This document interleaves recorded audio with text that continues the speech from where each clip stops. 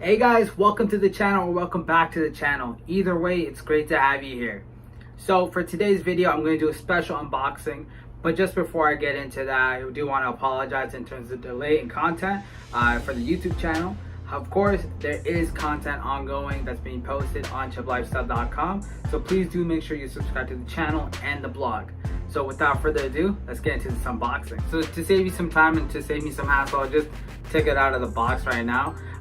But let's just start in terms of the actual packaging. To be honest with you, it's kind of disappointing. It's just a standard black Adidas box. It may be just a new Adidas Hoops box, if I'm not mistaken. And it's the same thing as you see over here, which is actually for the Kyle Lowry PEs that just recently released. They're the ones with the maple leaf camo and OVO nod. So just by that, you know, the box itself, it's not looking to a good start, but let's take a look inside. Alright guys, let's just see what we're working with inside. Okay, some regular tissue paper. Okay. Wow. Alright, so these are pretty interesting. I don't know if you can get that, but I did not expect the little dots and grid pattern going on. It's also in terms of the orange. I did not expect that as well. I was kind of hoping for more yellow, golden color. I guess over here this is fine. I actually do like the heel tab. It's a bit different, but of course I'll get into why that's included. But either or, it's actually pretty dope, you know. Love the vibrance of the red. Okay, but that's just one shoe, one pair. Let's get into the other one as well. Even the eyelets are actually pretty interesting. There's actually a lot of details. Okay, the insole's looking nice, classic T-Mac logo as well. Okay, and the outsole, it's pretty interesting. Alright guys, so this is the shoes out of the box, left, right. They're pretty much identical. There's nothing really different in them, but nonetheless, they killed it with the detailing on this. But before I continue, two things that you need to take note when it comes to text and specs. Boost midsole, if you guys might like that. Let me know what you guys think. If you guys have hooped in Boost tech for basketball, what are your thoughts? Is it really worth it? Something to take notice below is that there is a herringbone outsole. My favorite touch, of course, because I'm the details guy, is that I love the signature on the outsole. Obviously, you might not notice that. No one's gonna really notice it, but it's a nice touch to have. And of course, all around the detailing is just impeccable. Of course, I'm going to be providing more detailed photos for you guys on CH.IPlifestyle.com. I'll leave that link in the description of this video, so make sure you guys check that out. So if you don't know already, this is a hybrid shoe. So what that means is that they actually took a little pieces of the T-Mac 1, 2s, and 3s, and other just signature shoes, but of course main and heavy influence from the first three signature shoes from T-Mac's Adidas line in the early 2000s, where he was just scorching it up, being an elite scorer, and you know what, kind of solidified his place in the Hall of Fame. Obviously you can tell, you know, certain things from the signature shoes before, like you see over here, you know, the toe cap, really nice touch. The heel tab, you can't really see it from here, but then if I pull it down, you can kind of see the flames and the 12. The 12, I'm not too sure in regards to what that is, because there's a lot of different outlets saying different things. But what I believe is that the 12 is to represent the amount of T-Mac Millennium shoes that were supposed to come out. I'm saying supposed to because I've seen a couple, but I haven't seen a lot. But of course, it might vary in terms of regions. So that's maybe something to think about. But I'll definitely get into this as well, actually, because it tells a really dope story. So why don't we just get into story time right now?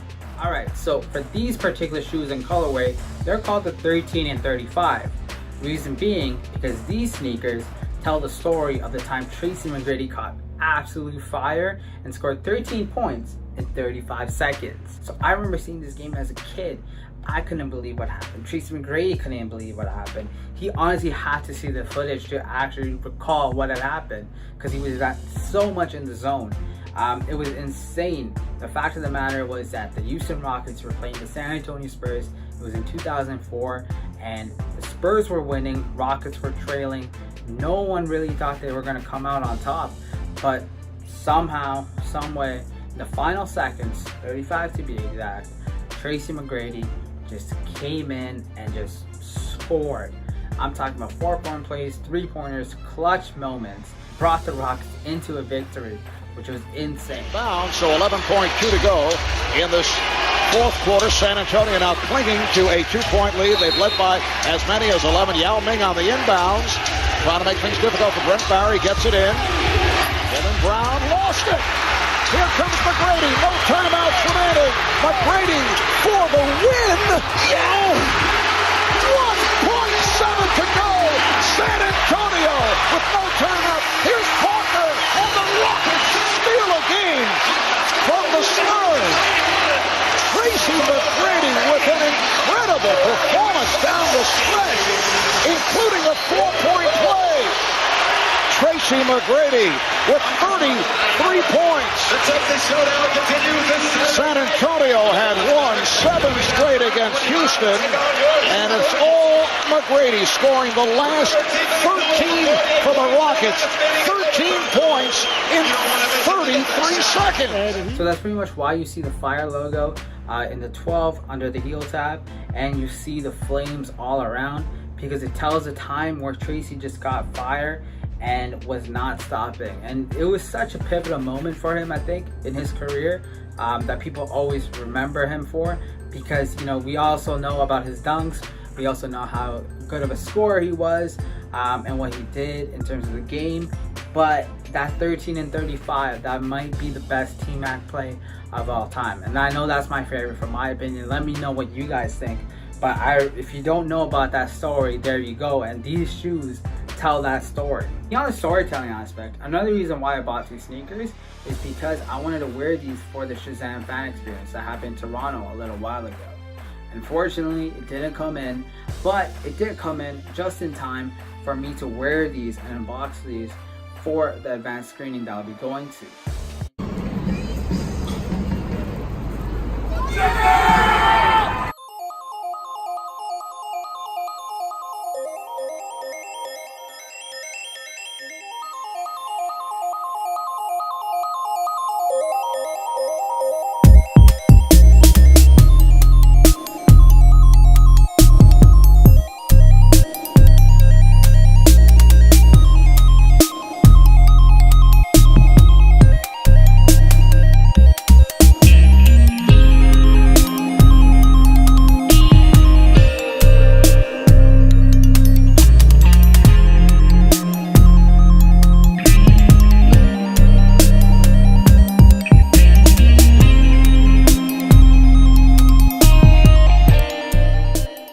As you can see, this is a Shazam crew neck. I will be wearing that again for the advanced screening. Make sure you check out the fit breakdowns that I do on C.H.I.P Lifestyle, right? On see how you can get this crew neck. So I'll definitely let you guys know about that. The reason why I wanted to share it with you guys is because Shazam's my favorite DC superhero. I love what he is, and I think this shoe perfectly aligns with it. It's his colorways, the red and yellow more specifically. I think the fire streaks all around, I think that's a nice touch. It's not necessarily childish, but it's a bit more youthful, and that's what Billy Batson, aka Shazam, is. In addition to the colorway and spirit of the shoes, I think another touch and another little relation between these particular sneakers and Shazam is the fact that the movie itself, like, I am really pumped up for it. Hopefully it does well. It was shot in Toronto, so that's really cool. And T-Mac, fun fact, if you didn't know, he actually started his career on the Raptors. So he started in Toronto as well. So once again, coincidentally, that's another connection between Shazam and T-Mac. And I think these shoes are the ones that are bridging it together.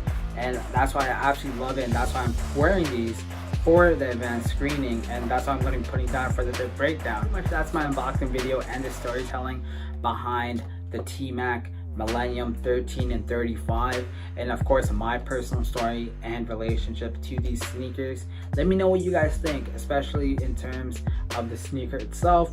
Do you think this is a good design? Do you think this is a good colorway? Did Adidas drop the ball on it, or are they going on the right track? And it's a good strategy in terms of retroing the T-Macs. Let me know what you guys think about that, and of course let me know in the comments below if you do like the video, and if you want to see me doing more videos like these. Just let me know what you guys think as well. in terms of Shazam connection, and of course the movie itself. Until next time, peace.